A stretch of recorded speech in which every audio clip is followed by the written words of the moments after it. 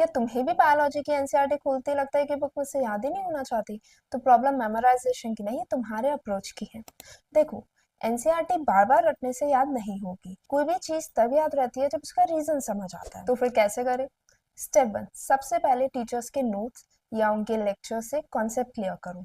जब concept clear हो जाएगा तो एनसीईआरटी की लाइंस मीनिंगफुल लगने लगेगी। स्टेप 2, अब एनसीईआरटी की हर एक लाइन को ध्यान से पढ़ो।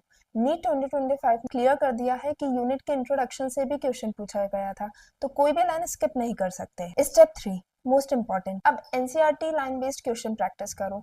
Match the following assertion reason, multiple options correct and statement based, हर टाइप के क्वेश्चन प्रैक्टिस करो। I suggest MTG's NCERT at your fingertips, या अगर तुम्हारे कोचिंग के मॉड्यूल्स है तो तुम वो भी प्रैक्टिस कर सकते हो, बट मेक श्योर वो क्वेश्चन प्रैक्टिस करो जो एनसीईआरटी की लैंग्वेज में हो। स्टेप 4, मॉक टेस्ट दो और एनालिसिस करो। डेट्स, कीवर्ड्स, साइंटिस्ट नेम सब एक जगह लिखो, उसे रेगुलर बेसिस के ऊपर रिवाइज करो।